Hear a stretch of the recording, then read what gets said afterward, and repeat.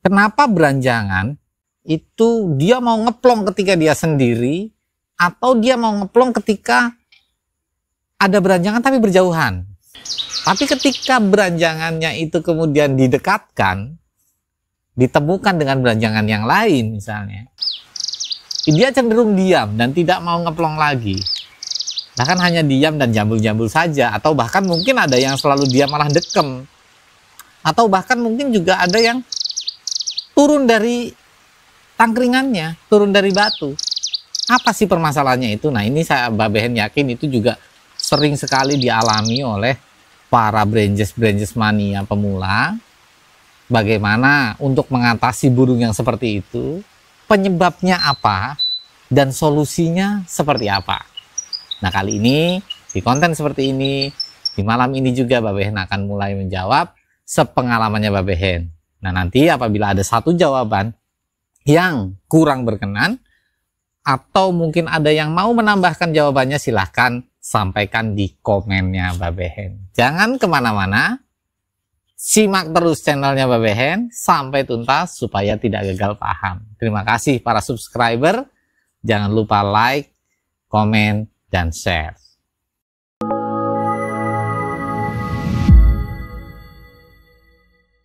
Assalamualaikum warahmatullahi wabarakatuh. Ketemu lagi di channelnya Mbak Behen, channel yang membahas tentang burung kicau mulai dari peternakan sampai dengan membuat burung juara. Sepengalamannya Mbak Behen itu ada 3 faktor utama kenapa burung beranjangan ketika sendiri gacor, tapi ketika bertemu dengan musuhnya atau temannya atau burung yang sejenisnya, kemudian dia diam. Faktor yang pertama itu karena faktor mental, bolo. Nah, Mbak Behen akan jabarkan 3 faktor dulu, nanti akan kita breakdown pelan-pelan satu-satu ya. Yang pertama faktornya adalah mental. Yang kedua karena memang karakter burungnya. Yang ketiga itu karena jam terbang, bolo. Gitu.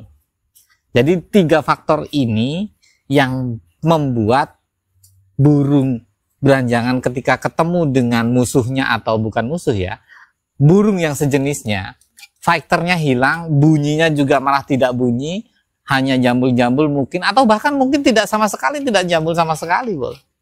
Nah, yang pertama mental. Bagaimana caranya? Atau kenapa kok mental, gitu kan? Nah, oke. Mental itu bisa terbagi menjadi 2. Mental itu bisa bawaan dari genetikanya.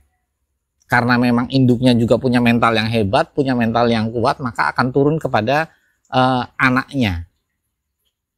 Itu bisa diturunkan, bolo. Itu mental ya. Yang kedua, itu memang dari kecil kita sudah melatihnya, walaupun mungkin indukannya tidak bermental, tetapi pada saat trotol kita sudah mulai memberikan latihan, memberikan treatment dan perawatan yang baik buat si burung itu untuk menumbuhkan mentalnya, sehingga mentalnya juga dia bisa bagus. Itu. Ketika dia tidak punya mental yang bagus, ya seperti itu yang terjadi. Ketemu musuh, diam dia. Digetak sama burung yang sejenis, diam dia pasti. Nah itu, bolo. Nah, dari mental ini, itu memang ada 2 fase, mental bawaan dan mental hasil latihan. Kalau misalnya permasalahannya itu adalah mental, maka yang perlu kita lakukan adalah latih mentalnya. Bagaimana caranya melatih mental? Sering-sering diajak main, bolo. Sering-sering diajak main, sering-sering ditemukan dengan burung yang sejenisnya, sering dibawa latihan walaupun tidak digantang atau tidak diikutkan lomba, tapi hanya diajak main aja di pinggir-pinggir, sekedar dia itu jalan-jalan dan dia mendengar burung sejenisnya itu berkicau. Ketika itu sudah lama-lama terbiasa, maka mentalnya akan terbentuk dan dia akan berani, sehingga pada saat ketemu dengan burung yang satu jenis berbunyi dan ditempelkan dengan burung beranjangan yang lain, insya Allah mentalnya perlahan-lahan dia akan naik dan akan mau bunyi pada saat ditempel. Tapi jangan kemudian dipaksakan juga. Karena kalau misalnya kita paksakan, maka dia bisa ngedrop loh. Mentalnya itu bisa ngedon. Tidak kemudian naik, malah bisa jatuh. Pelan-pelan kita latih. Selalu berproses dengan bertahap. Ibarat anak tangga, kita akan melakukan step by step. Anak tangga pertama, kedua, ketiga, sampai nanti mentalnya betul-betul jadi. Itu loh. Kemudian yang kedua, Bapak yang tadi sampaikan, faktor yang kedua adalah karakter.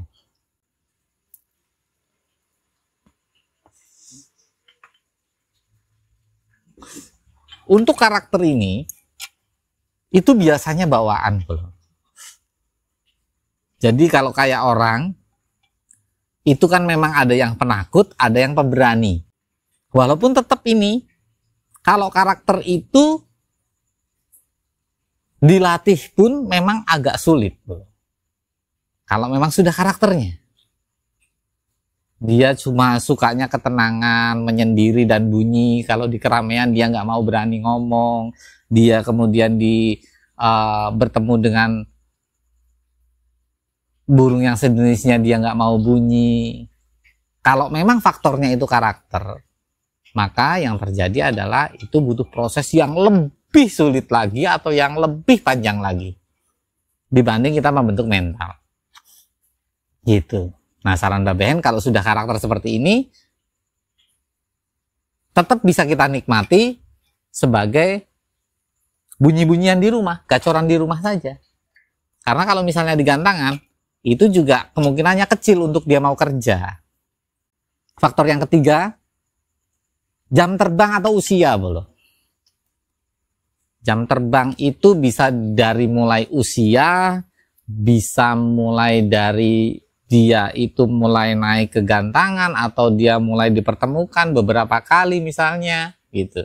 Itu juga mempengaruhi mentalnya.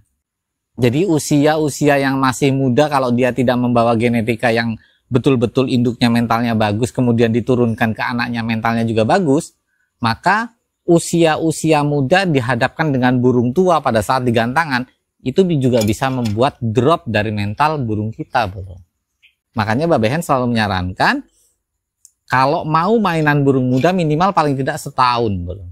Dan sebisa mungkin kita ambil kelas yang memang kelas muda atau kelas gantangan pemula, PAUD ya.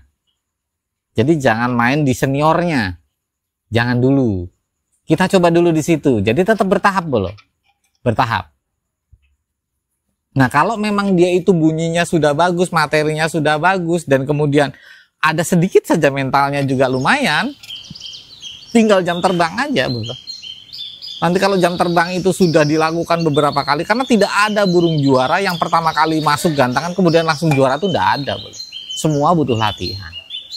Dan mereka-mereka yang sudah juara itu prosesnya panjang.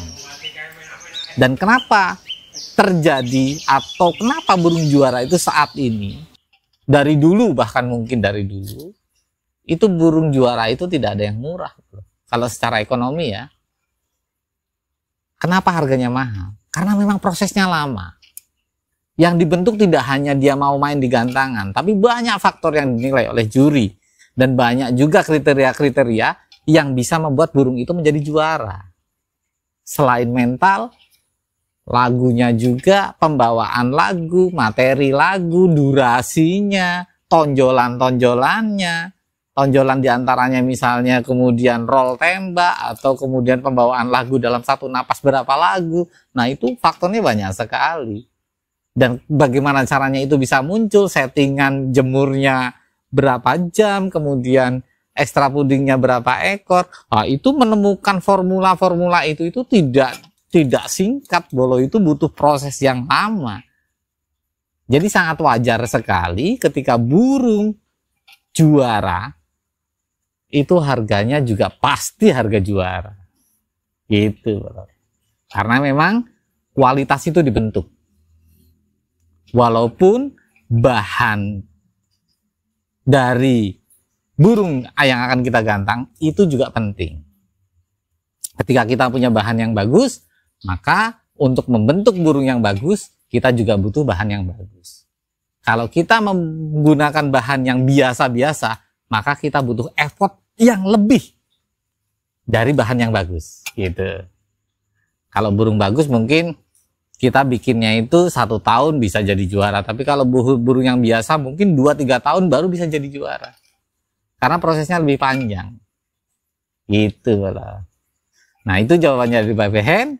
Mudah-mudahan bermanfaat dan mudah-mudahan bisa menjawab pertanyaan dari bolo-bolo Branges Mania pemula, terutama bagi para senior dan suhu dan bolo-bolo yang punya pengalaman tentang hal ini. Silahkan tambahkan komen-komennya, tambahkan ilmunya supaya kita tambah literatur, kita bisa tambah pengalaman dan bermanfaat untuk para Branges Mania.